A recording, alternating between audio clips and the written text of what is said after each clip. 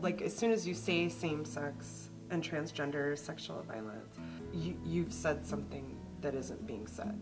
The story hasn't been told. And same-sex and transgender sexual assault isn't even being discussed within queer and transgender communities. Yes, gay people are in violent relationships, just like heterosexual people.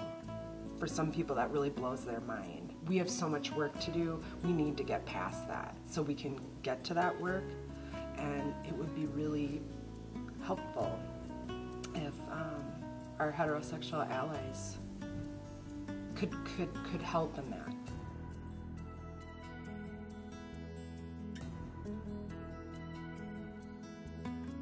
Well, we sweep sexual violence under the carpet across the board, and we do that because we feel uncomfortable with sexual violence.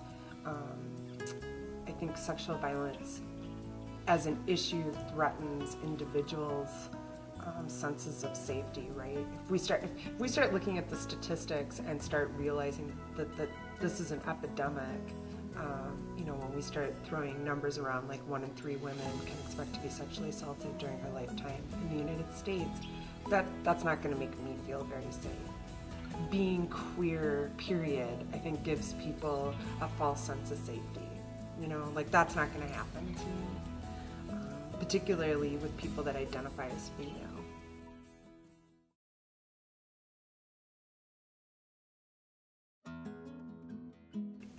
Queer people are so sexualized.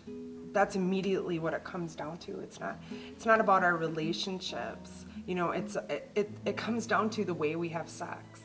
You know, so it's a lot of, ooh, you know, gay men repulse me, and lesbians are hot because lesbian sex was invented to turn heterosexual men on. I wish I'd known that before I signed up. Bisexuals are, you know, hypersexual, and they're just having sex with everybody. They're so confused. Yeah, they're very confused and horny. Mm-hmm. And then we get to transgender people, and we're like obsessed with their genitalia.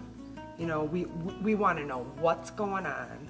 You know, do you have a penis? Do you have a vagina? What is that like? We over-sexualize transgender people too because it's kinky, it's weird. When you look at hate crimes against gay, lesbian, bisexual, queer people, transgender people are the least likely to physically survive a hate crime. There's so much sexual assault that happens during hate crimes because sexual assault is a very powerful tool. Not just to perpetrate oppression, but it's a very humiliating crime, which is why we want people to be talking about homophobia and heterosexism. It's a root cause of both domestic violence and sexual violence. All of the systems of oppression, so racism, sexism, heterosexism, ableism, classism. That's what a rape culture is. Those institutions make a culture of rape for rape. You're not going to eradicate sexual violence until you eradicate all of the isms, you know, racism, sexism, etc. The only thing that I can compare it to is that, you know, as somebody that has a lot of white privilege, I know that I have to actively be working on my racism and undoing my racism. If we don't eradicate racism, we're not going to eradicate sexual violence. And the same thing goes for homophobia and heterosexism.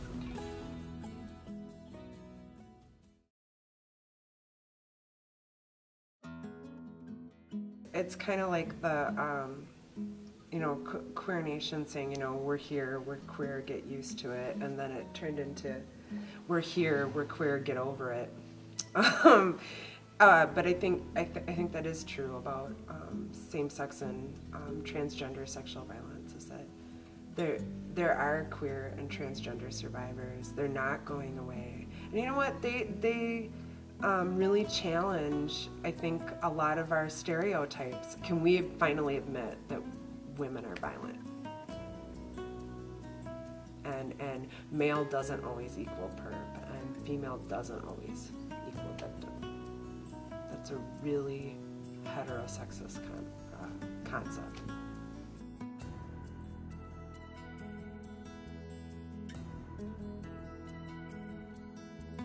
I've been out and queer for 23 years, you know, I'm really comfortable with who I am and that kind of thing, but I can't represent all GLBTQ communities. I just can't. I'm tired. So I need some help.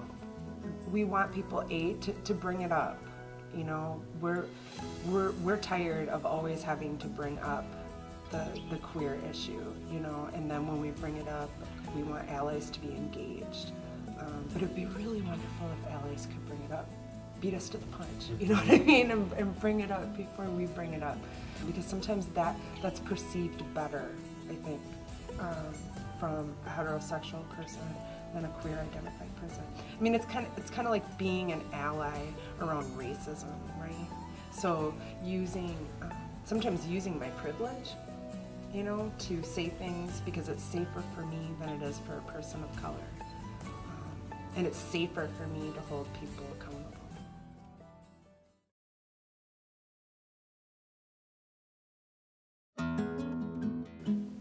Well, one thing that Jude and I have been talking about, and she brings this up a lot lately, is being a accountable bystander, which is really getting involved when you see things in action, when you see the homophobia, when you see the heterosexism going down, that you say something, that you feel confident to say something.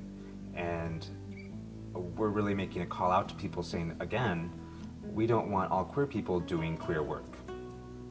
If you don't feel confident doing it, give us a call and we'll help you get the tools so you do feel confident, and then you can start teaching your peers so that our allies grow and expand and be a great bystander. Get involved.